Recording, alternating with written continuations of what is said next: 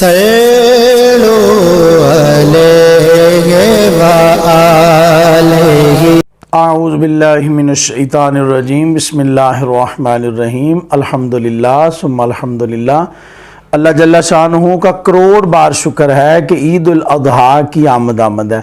نماز عید کا طریقہ آپ کے پیش خدمت ہے، بڑا ہی آسان طریقہ ہے۔ بڑے احباب نماز میں کھڑے ہوتے ہیں تو انہیں پتہ ہی نہیں چلتا کہ ہاتھ کب باندھنے ہیں اور کب چھوڑنے ہیں، تو وہ ادھر ادھر ان کی توجہ بٹی رہتی ہے، تو وہ نماز کا جو خشوع ہے وہ قائم نہیں رہتا۔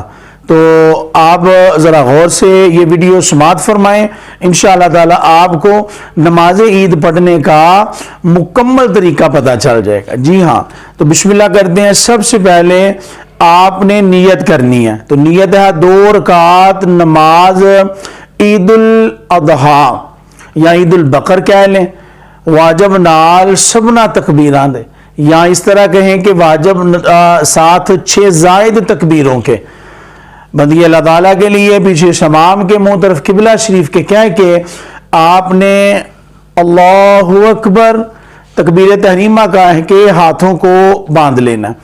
سبحانک اللہم و بحمدک و تبارک اسمک و تعالی جدک ولا الہ غیرک۔ اب آپ نے خاموش ہو جانا ہے، امام صاحب 3 تکبیریں کہیں گے، اللہ اکبر، ہاتھوں کو چھوڑ دینا، اللہ اکبر، پھر ہاتھوں کو چھوڑ دینا، اللہ اکبر۔ تیسری تکبیر میں آپ نے ہاتھوں کو باندھ لینا ہے، یعنی کہ 4 تکبیریں ہوئیں۔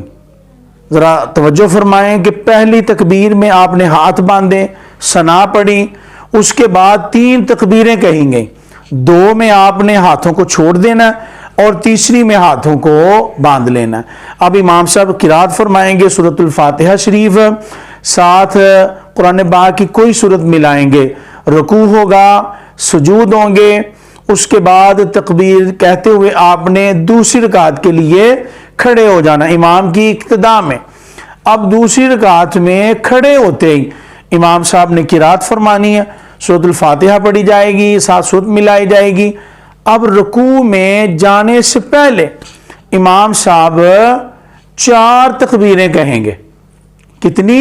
4، اللہ اکبر، اللہ اکبر، اللہ اکبر، 3 تکبیریں کہہ کے ہاتھوں کو کانوں تک اٹھا کے آپ نے چھوڑ دیں، اور چوتھی تکبیر میں آپ نے بغیر ہاتھ اٹھائے ہوئے رکوع میں چلے جانا ہے۔ رکوع کی تسبیحات پڑھنی ہے، سجود کی تسبیحات پڑھنی ہے، ساتھ میں وہ تکبیرات آپ نے کہنی امام کی اقتداء میں۔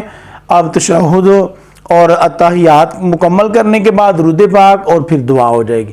یہ طریقہ ہے نماز عید ادا کرنے کا، بڑا ہی آسان طریقہ ہے۔ بس آپ نے تھوڑا سا غور فرمانا ہے کہ کہاں پر تکبیریں زائد ہیں، ہاتھ کہاں پر باندھنے ہیں، کہاں پر چھوڑنے ہیں۔